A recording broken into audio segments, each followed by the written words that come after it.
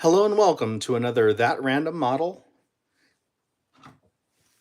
the award-winning That Random Model. I got this today. I believe this is the 30th year in a row that I've been nominated for best YouTube director.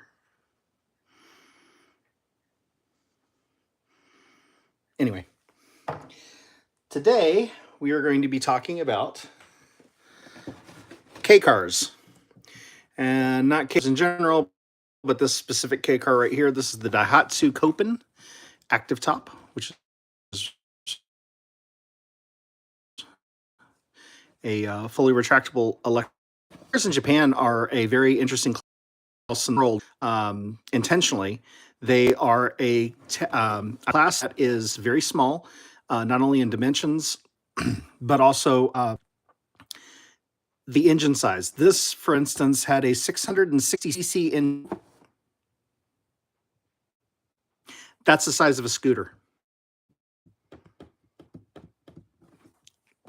Yeah. So, motorcycle. So, small car in both terms of size and power. So, this kit is made by Aoshima.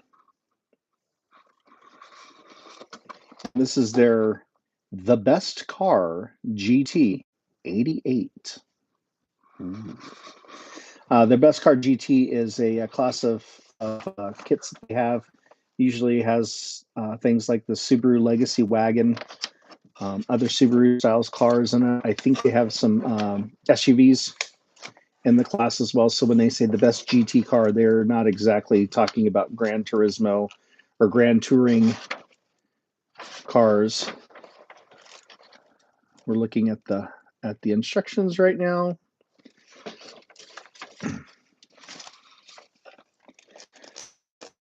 Some nice pieces. You can see some option pieces in here. This is for foreign plates or US plates. It looks like basically the only options you have with this kit. However, that does not limit the fun.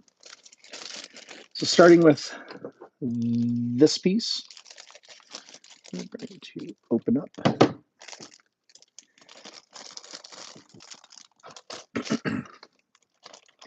The glass, very nice looking. A little bit of a rainbow effect there.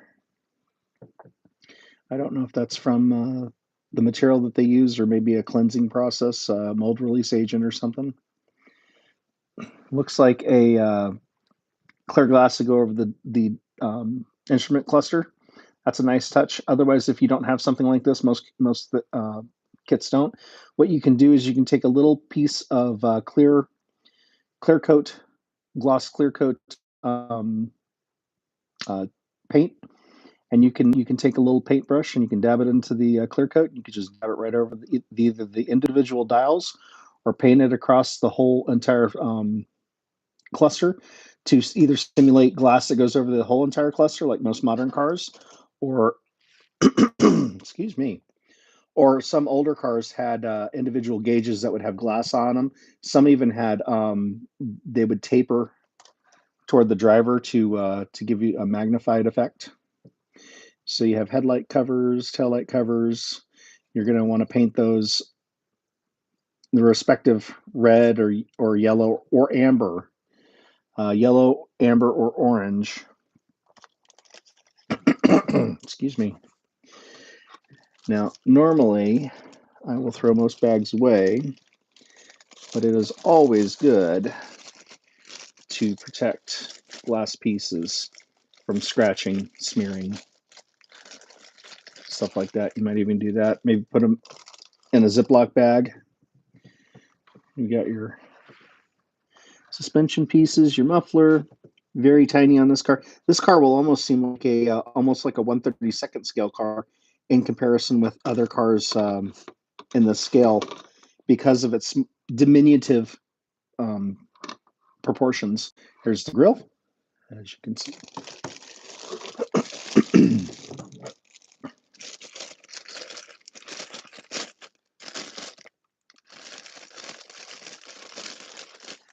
The Copen was a first for Daihatsu, even though that is sub owned by Toyota.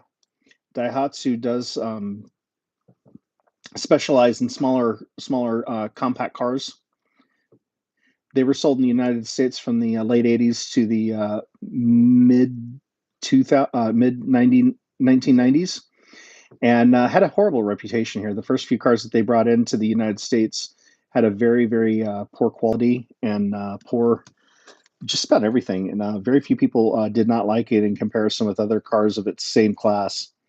Things like Mitsubishis and Dodge Colts and things like that. Toyotas, Hondas had a much better quality. They had a lot better fit and finish. They had a lot better uh, recognized brand persona. Here you even have the stick that's been chrome. That's interesting on these chrome plates. This is the cover of the exhaust. Little exhaust sticks out through there. The headlight headlight bezels, as you would call on the large car, taillight bezels. You have chrome rollover hoops, as you can see right there and right there. And this piece, oh, it's not the speedometer cover. It is a wind deflector. How cool is that? For that clear piece that we had back here, that was for your wind deflector. That's really cool. See, I get things wrong. If you come here for truth and honesty, no, I get things wrong all the time. If you don't use the chrome cover for the exhaust inlets, you'd have these just regularly exposed, which is not a bad look either. Part for the top, part for the front cowl in front of the windscreen where the windshield wipers would mount to. You've got your front fascia, your rear fascia, and yes, that is the correct term. Very minimal flash. If you look how these bolt to the car. Excuse me 1 second.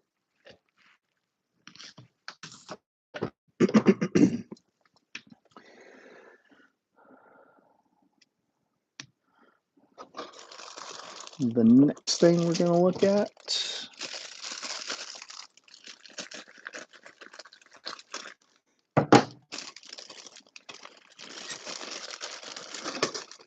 are these pieces in here. Here are your interior door cards. Some texture that's been molded in. It looks like a meshing of some kind, possibly round holes. And then your speaker grills. These you would probably want to paint with a contrasting color, not necessarily white with black, but maybe like a red or a blue insert, something that could match the seats. Here, this little hair piece, I don't know if you can see it on screen, but this is actually an example of different types of flash. This is a very interesting type of flash. You usually see it as they're pulling pieces off. It might be a part of the runner that just came off with it. It won't usually be a part of the pieces themselves. Interior pieces. Here are your export plates and your United States or domestic plates. Looks like a infotainment system, an early infotainment system.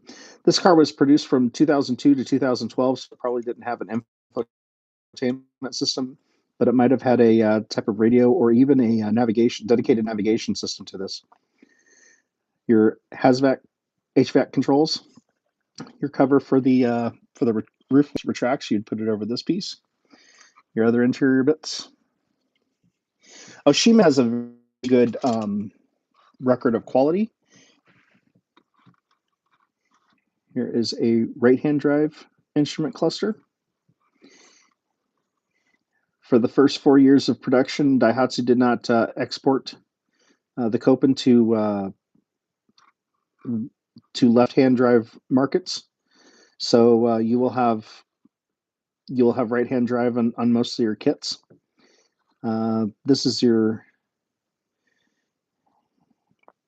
the between the seat compartments with a molded-in automatic cluster. So it looks like the stick that we saw in the manual shifter for the in the chrome pieces.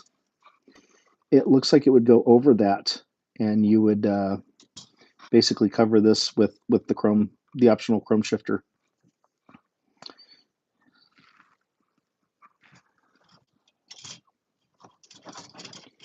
Where was that piece? That was here.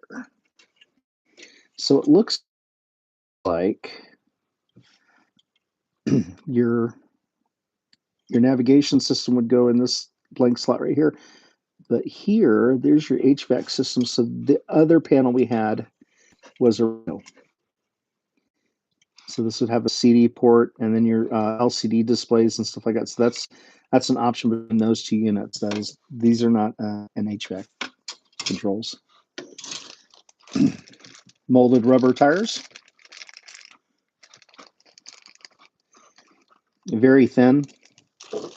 Proportionally on this car, it'll look, like I said, it'll look nice. But when you put this together, it's so small that you'll think that it's like a 1/28th scale or 1/32nd scale car. It'll look so much smaller than your normal 1/24th and 1/25th scale kits.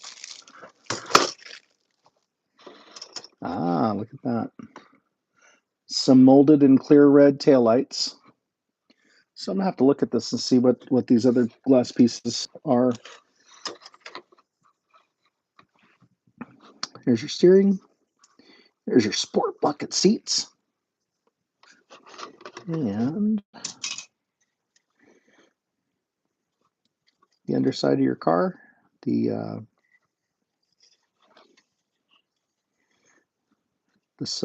frame.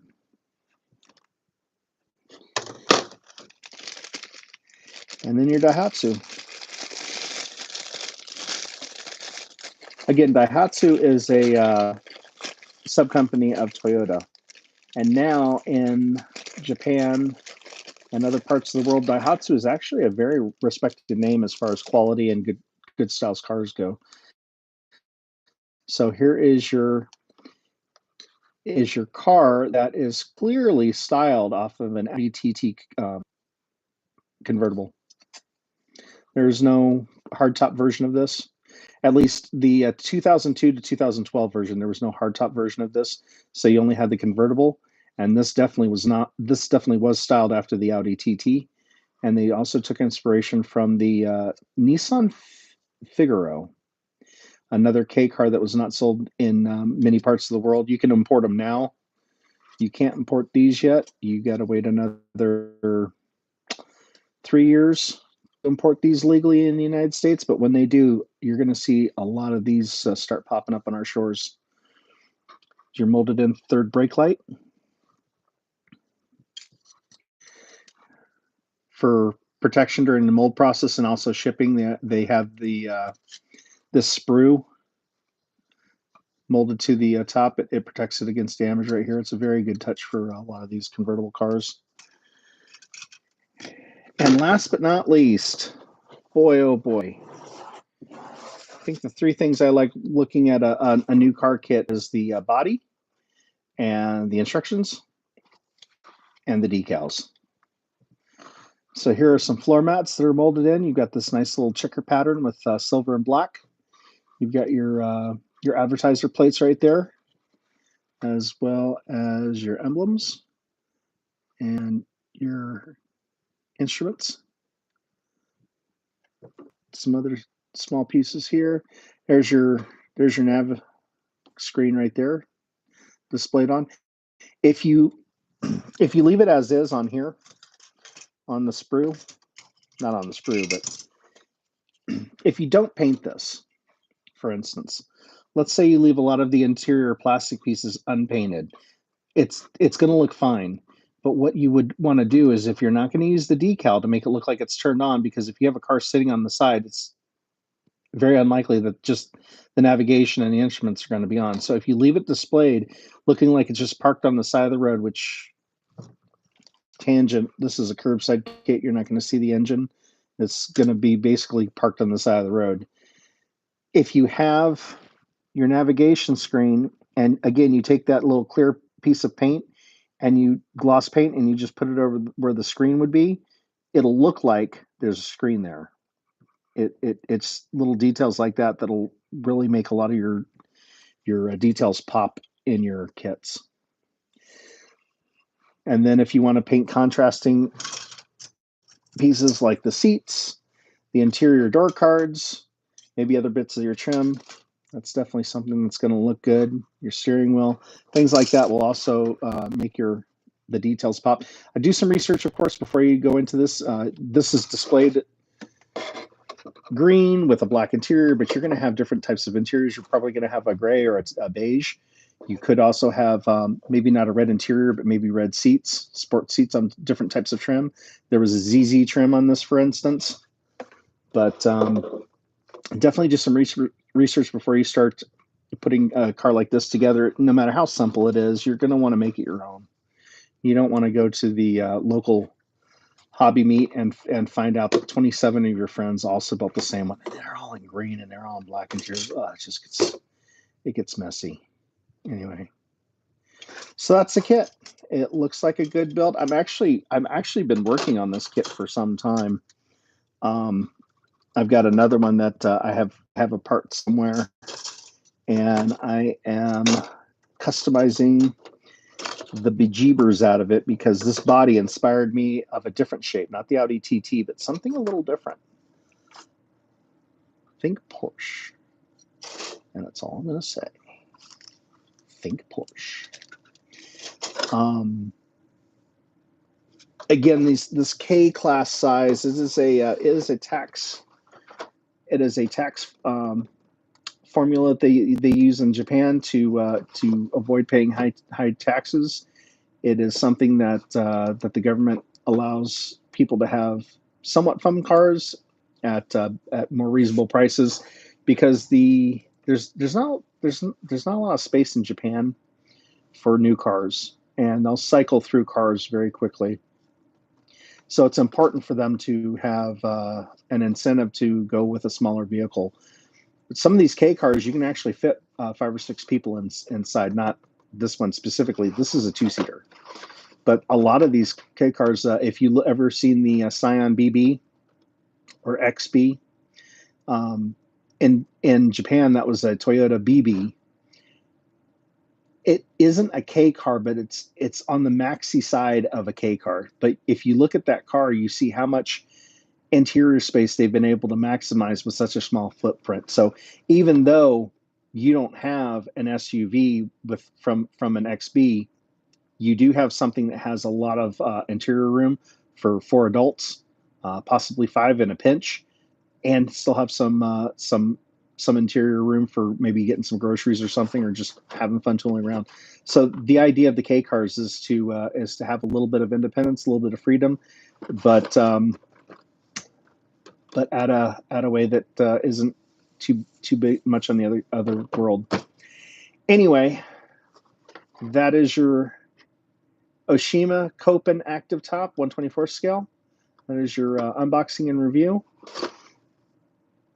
I want to do something a little differently with this kit. Again, I'm working on something else for me that has been inspired by another Teutonic maker. But this one, I want to know what you guys would do with this. Tell me not just what you would do with this, but I want to know what color to paint this. This is one of those times when I'm going to open this up to other people. And you've got a couple of weeks on this one. If you are seeing my video live right now, please go into the comments and tell me what color that you think I should paint this. Please, it doesn't have to be a factory color. It doesn't have to be a crazy color. It could be any color. Just let me know. Let me know what color interior, anything like that. But let me know what color exterior you want me to paint this. I'm open to make this kind of fun for the community. And that is all for this week. Everybody have a very good day, and please enjoy the hobby.